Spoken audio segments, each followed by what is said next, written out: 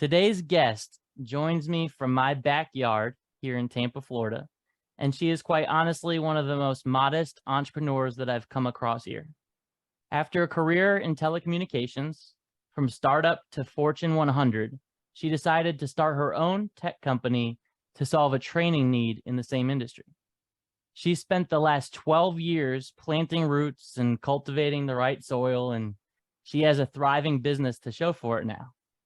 Today, we'll be discussing the hard road that got her here, from team of one to now nearly 50 employees, and how her role needed to evolve at each stage of growth, even if she didn't always love what that meant.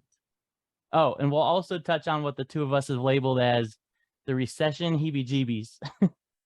Founder and CEO of B-Link, Katie Merrill, welcome to The Dirt. Thank you so much, Jim. Wow, what an intro. That's humbling. Wow, what a background. So let's start with the basics, Katie. Welcome to the show, obviously. And why don't you tell us who you are and how you got here? All right, Jim. So I'll share my story with you here. It started about almost 13 years ago.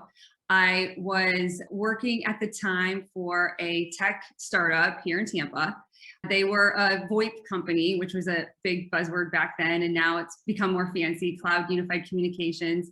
And, I was grinding it out, and it was a startup, and it was fun. And I really got some, a lot of lessons on what it's like to be in, startup life. But, I wasn't a founder, I wasn't an executive, I was just a salesperson. And I grew my role there and understood this whole solution selling thing and understanding how to sell into these enterprises, which was really fun and exciting. And I loved it. And, I had kind of my first taste of startup.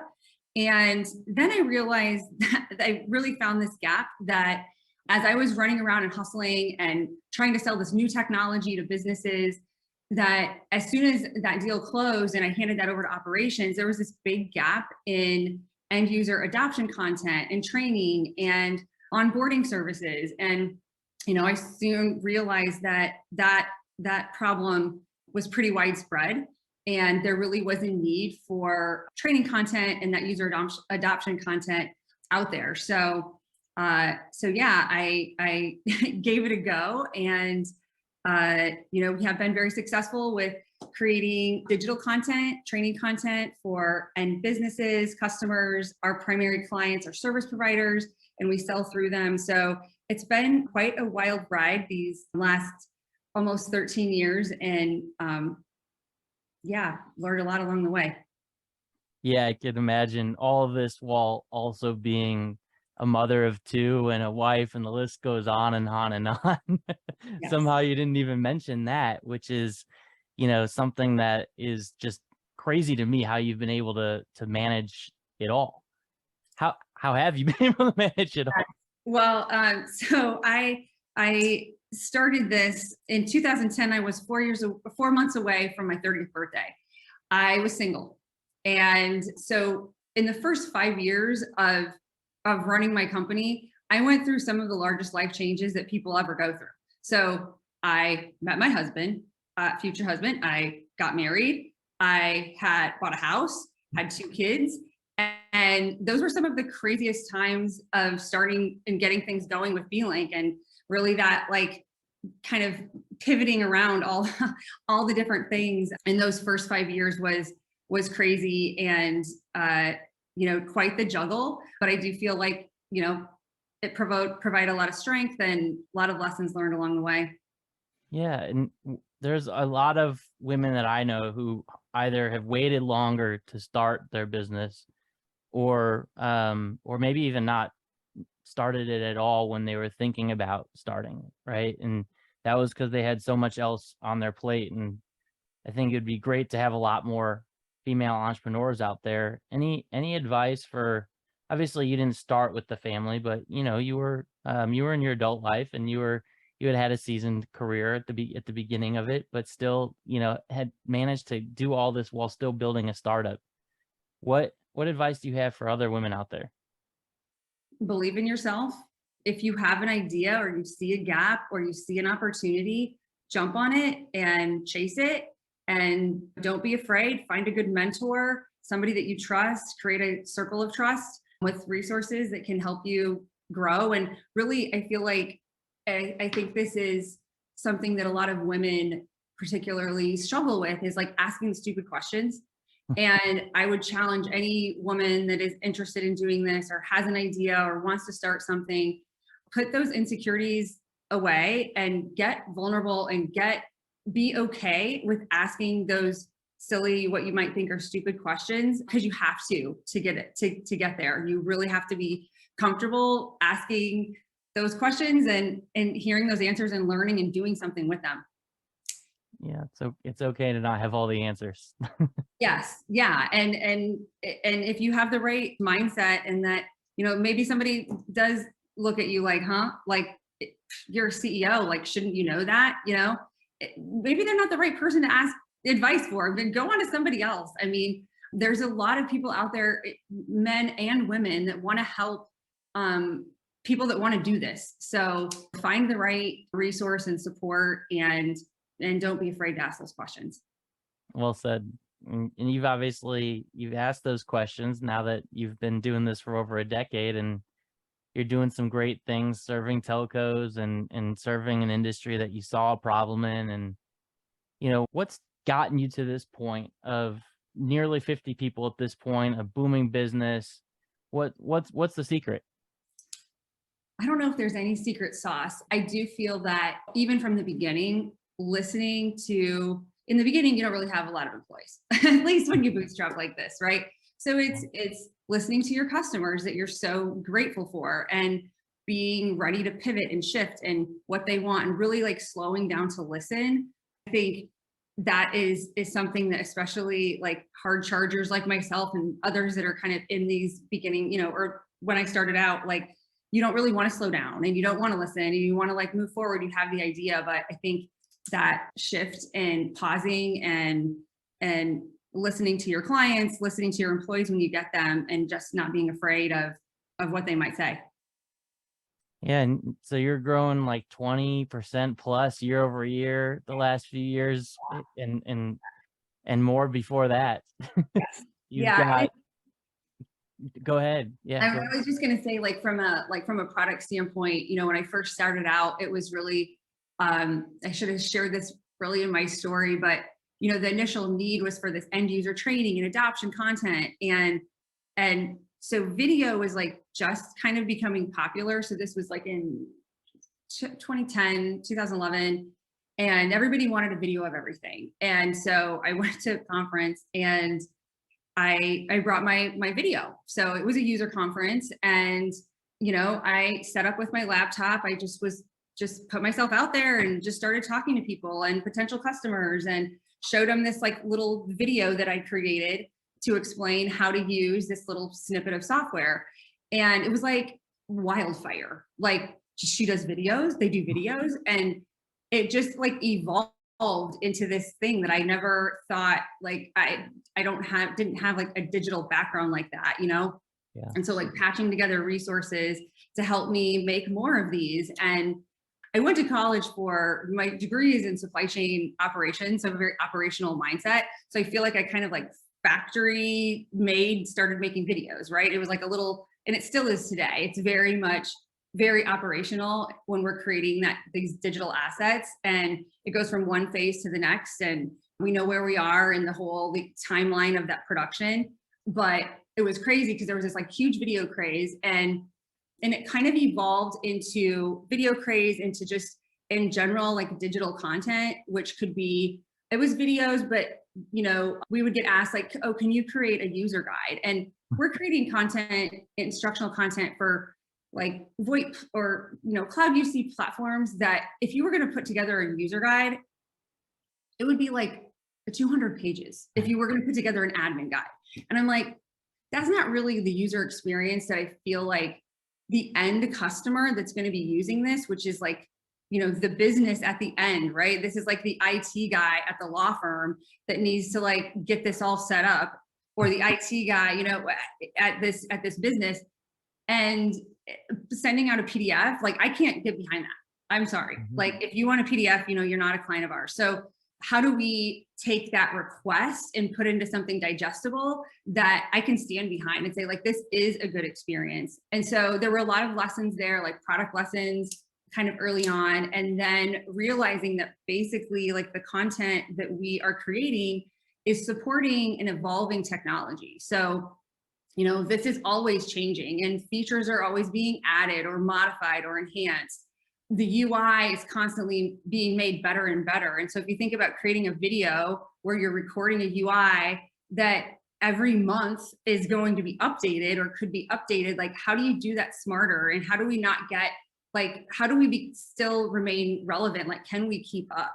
The change orders were becoming crazy. About 5 years in, I was like, we can't, change orders are one thing. Yes, they're going to pay for us to update these videos and update this content, but I can't, how do I turn this into something sustainable, to something that, I really wanted a reoccurring revenue stream. And it was like the light bulb, like, wait a minute, what if we have a service that it's like content, almost like content as a service. So what if we're creating this very specialized, like niche content for these providers, and knowing that it's going to be updated on a very frequent basis, they subscribe to, we called it SmartLink, a service that includes those updates. So we will update it as needed. We will update it, if the cadence is once a month, it's once a month. And we had been doing this for, long enough to know where I could kind of like assess that risk. Like, how do we price this? How do we do this where this is going to like actually make sense and work, and we can make money and still be delivering like a great value. So we launched SmartLink in 2016, and it's our, really kind of managed content service. And we put all of our content, digital content that we create we create a website, help and support website. And as a service, we update the site, the content. We're totally behind the scenes. Our clients have no idea, that we exist. And it's been, from there, things really took off. So once we got SmartLink launched, and, a lot of lessons learned in those first 5 or 6 years, it shifted, like challenges shifted into a different bucket now. But, that to me was like the whole, like, listening to your customers and listening, being very careful and really trying to understand what they need and seeing what's going on and staying like really in tune with their needs was a key driver in that kind of product evolution, per se. Yeah. Are there any mistakes that you made along the way as you started to shift towards more of a recurring revenue stream, and as you started to shift some of the, call it managed services business? Of course. There's always mistakes. There's always mistakes. When we first launched that product, I feel like for me, I was still learning and understanding like how we were going to deliver this. And I think there's ways that we could have delivered it that were much, I guess, technically more scalable. It would be a better way. So we kind of built our initial experiences in a non-scalable way. So, and there's better ways that we could have done that. And it cost us some cycles. And it's still kind of costing us today because we have to go back and we're doing, updates and migrations. But I didn't know what I didn't know at the time. And so I guess once you recognize those things, just putting a plan together to shift and migrate was the most logical step. Yeah, it's tough when you're doing some of this on the fly for the first time. Yeah. Right? That's helpful for people to hear. As you were also going about, 5 years in, let's call it, kind of evolving the business, what were some other mistakes that you made along the way?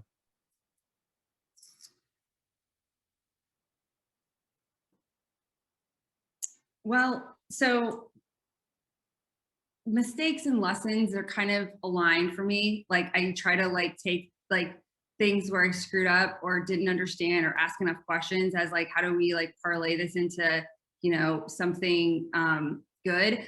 I'll never forget, I attended one of those small business workshops. This is way back. This is before the first 5 years. It was getting your women-owned business, certification. So I remember sitting, it was a USF, they have this little place like downtown where you can sign up, and it was really cheap. It was like $50 and you could learn like basically how to, all the rules and everything around like applying to get your like women-owned business certification. And I remember sitting in that class, and they were talking about the benefits and why, you'd be interested in doing this. And they talk about, large enterprises have, certain kind of quotas that they need to meet, and that, you can check that box. This is a great thing.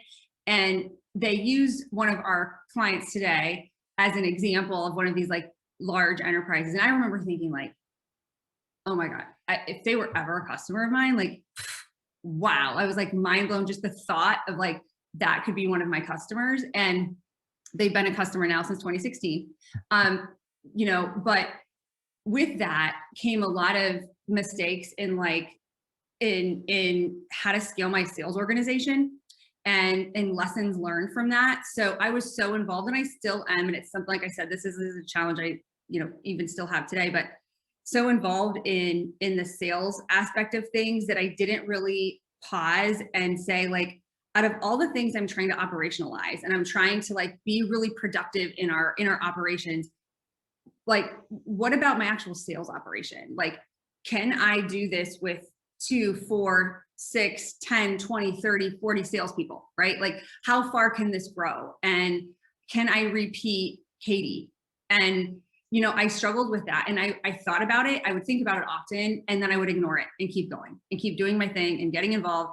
And I really, I think a mistake that I made was back in that 2016 to 2018 timeframe, not making a more concerted effort to put that sales foundation, operationalize my sales team, build a sales team, like actually put a lot of effort into getting myself like out of the way and figuring out, like, can I grow? At what rate can I grow if I actually have more salespeople than just me? And so that was a mistake, a lesson that I have now, adjusted, corrected. We are hiring 2 salespeople right now. We have 2 open positions out. I have an amazing, VP of sales and marketing that's leading that up. So I'm really excited for the future with that. But I think in retro, if I could have put more of my focus on how to like replicate and create a like scalable, sales organization, that we would have grown much faster, much quicker. Hindsight. I mean, that stuff is so hard though, Katie, right? Like you're the founder, you're the one driving all the business, and then you try to duplicate yourself and you're like, oh wait, I can't do that. That doesn't make sense. Mhm. Nobody can be Right. me, right? And then it's like, well, how can I build beyond me? And that's a good example of finding a path towards doing that. Yeah. That's incredible. Yeah. Were there any other leadership positions that were really hard, or just positions in general that were really hard for you to either let go of, or for you to be able to, really enable the other person, the person the right way? I mean, I'm kind of still going through that now. Really, from an operations side, I have a fantastic leader over ops, and her and I are very in sync in process and ops. And it's just because I have that background myself. It's like I worked at a cereal plant in Albuquerque, New Mexico. We made like Cocoa Puffs. I was supply chain, and it's like I feel like her and I are in sync, that like we're making like Cocoa Puffs, but we're actually making like digital, help and support websites with managed content, but it's like the same. So we're very much aligned. So I've really been blessed in that area that we're in sync. I would say not so much of a challenge, but to answer your question, I'd say it's more of like a gap. So an area that, as we've really grown just in the last really 2.5 years, that the area of, call it like HR, IT, admin, it spans a lot of things, but it's an area where you can kind of get away with some fractional services and for a while. And then I feel like the HR piece, just the gap keeps widening. It's so big. We have employees in 10 states, and I know more about like state regulations for random stuff than I would have. I mean, I have so much knowledge on things I would have never thought I would needed to know because of that gap. And it takes time. Like there's risk in, when you're growing. Yes, I would love to have an incredible like director of HR, like leading up all things HR, recruiting, benefits, policy. But it's a balance. It's money. It's, when you bootstrap, you gotta make decisions based on what you can afford and what's coming in and what's going out. And so that's been something that I have like battled through probably for the last couple of years, and is a struggle today. But it sounds like you've got some good operational support in place, Yeah. right? Someone that really gets the way that you're trying to build the organization and is in sync. You've got some great sales support that's in place, right? And so Yeah. your role needing to evolve from, doing it all to then little by little releasing some of these functions is very cool to hear about and relatable. Sounds like HR is one of the next ones Oh, it's that next you've got up. in Yeah. mind. It's next up. Yeah, we a game changer. I read the book Rocket Fuel by Gino Wickman, I think in like February of this year. And it was like, I think it delivered to my house like noon on Sunday. I was done before work on Monday. I flew through that. I was like, yes, I need to be doing more visionary things, meeting with my strategic customers, working on the culture. Like those are the things I enjoy. And those are the things that like make me tick and fill my cup up at work. It's like my employees and our incredible customers. And it's like somehow those things in the priority list of the work I'm doing in a lot of days, those things shift to the bottom, and all of these other fire drills and other things that I'm the only one that can do get to the top. And so I brought in a COO in July, and he's been a game changer already. And enabling me to shift some of those fire drill-ish things that for me, and it's not always fire drill, it's just like it's timely things that need to get done that I didn't have on my radar for that day. It's like Yeah.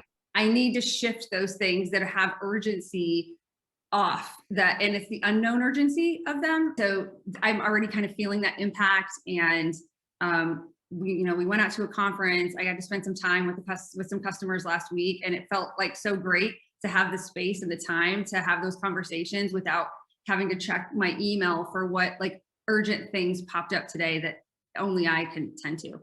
Yeah. Yeah, and that's a great book too. I mean, it's it's basic, like it's simple stuff that you really easily forget when you're Mm-hmm. building a business. So and as you're thinking about growing to the next level, and as you've obviously had some milestones along the way and needed to switch your role, how do you see your role needing to evolve in the future?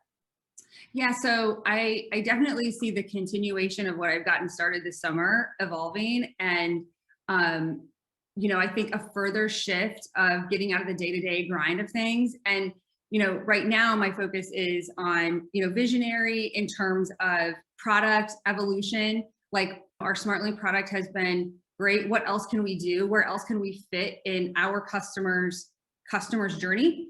So how can we provide more services to our customers that kind of fill those holes that they have? And that takes time in understanding their pain and understanding their problems and their struggles, and then understanding if that pain is specific to just one of our customers, or can I apply that to all of them or new customers? So that is where I want to spend a lot of my time, is really like that kind of that product. And I feel like for us to really go to the next level and make this shift, it's going to require that like deep dive into product evolution even further.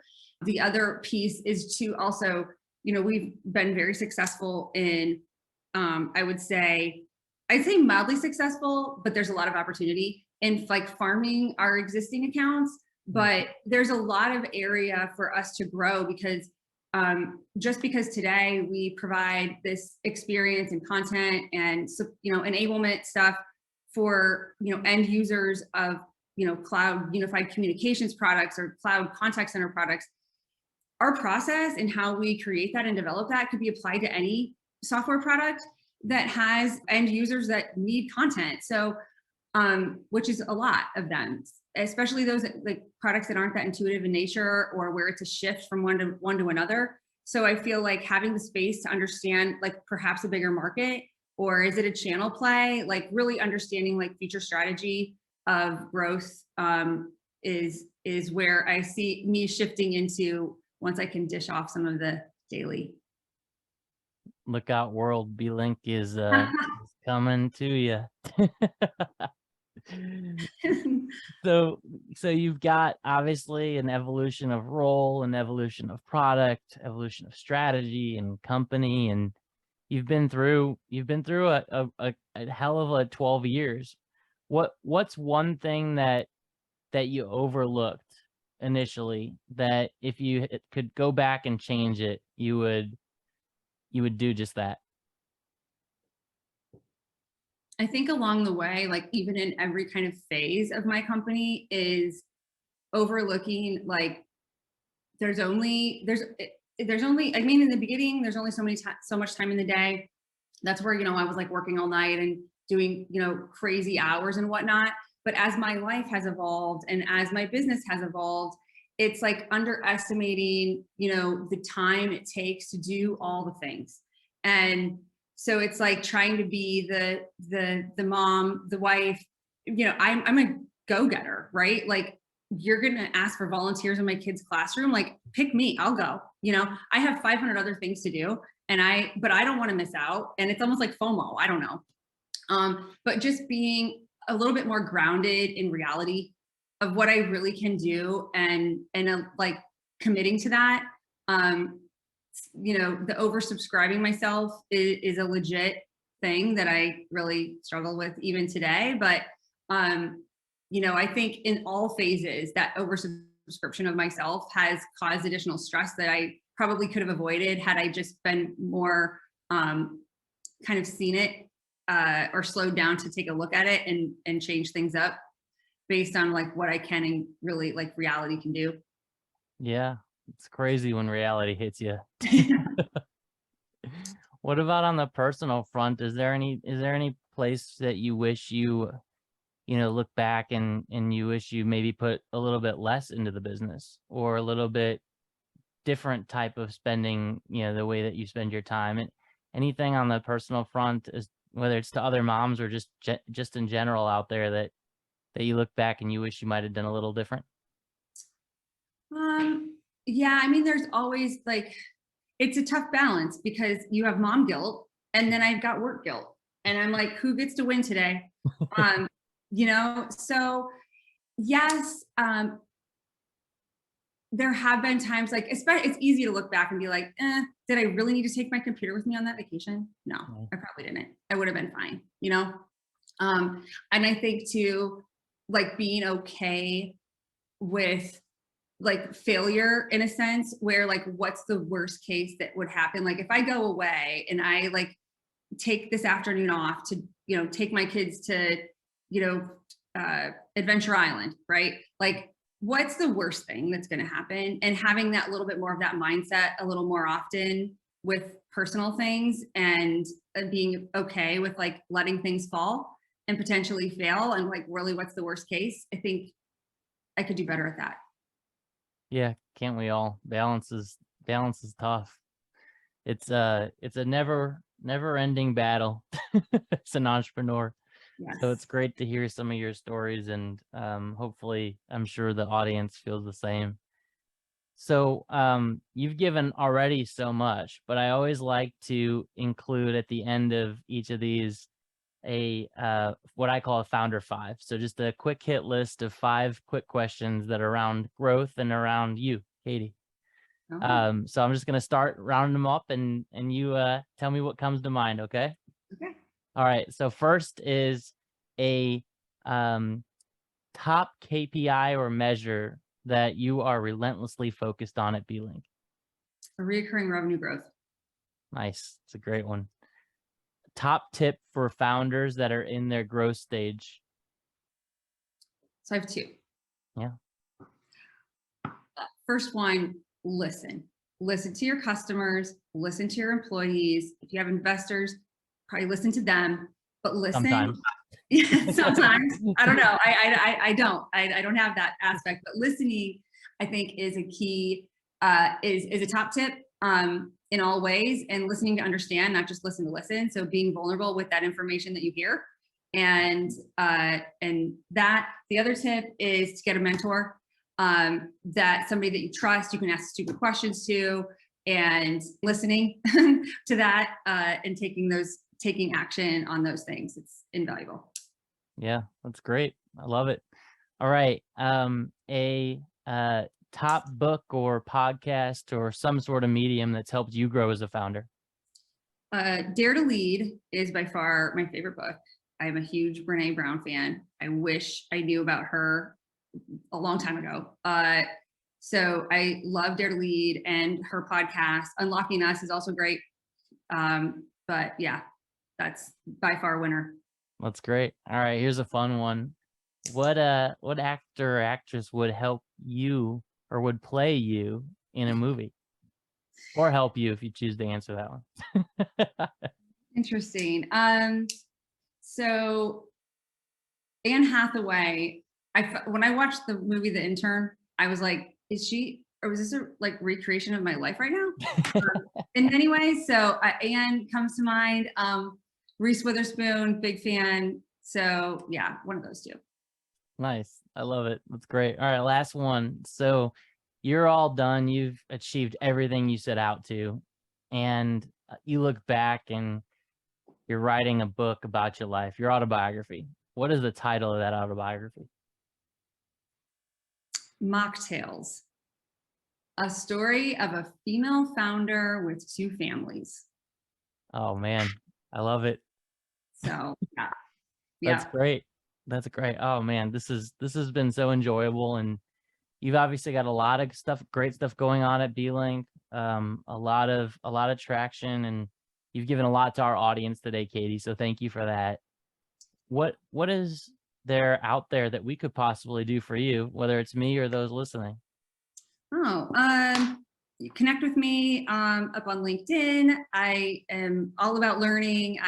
I would love to stay connected. I feel like especially in Tampa Bay, I feel like I kind of lived in a hole for the first, I don't know, maybe 11 years trying to build my company. And so I am trying to get back out and network with the community. So yeah, just connect, reach out. I love to help too. If there's anybody listening that is, wanting to start a business and wants to hear some, real stories of some, real, dirt-like things, I have a lot to share. So That's awesome. And anything else that those listening can do to help you out?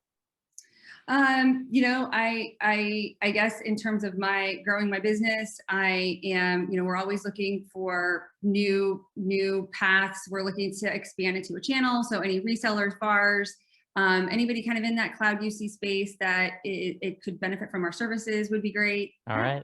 Awesome. Well, you've heard it here on The Dirt. Thank you, Katie Merrill, for joining us. And till next time, thank you so much.